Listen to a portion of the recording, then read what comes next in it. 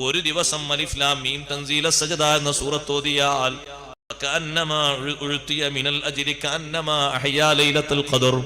ലൈലത്തുൽ ഖദറിനെ ഹയാത്താക്കിയതുപോലെ വലിയ മഹത്വവും വലിയ പ്രതിഫലവും ഉണ്ട്. വീട്ടിൽ വെച്ചൊരാൾ ഈ സജദ സൂറത്ത് ഓതിയാൽ ലം യദ്ഖുലിശ് ശൈത്താനു ബൈതഹു സലാസത അയ്യാം, 3 ദിവസം ആ വീട്ടിൽ പിശാച് പ്രവേശിക്കുകയില്ല. വലിയ കാവലാണ്.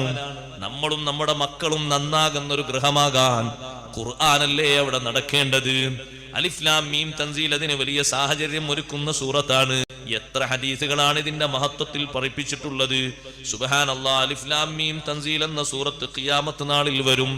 ലഹാ ജനാഹാൻ, അതിന് 2 ചിറകുകളുണ്ട്. സംരക്ഷണം നൽകുന്നതിന്റെ ഒരു മാർഗത്തിൽ പറഞ്ഞതാണ് 2 ചിറക് എന്ന്.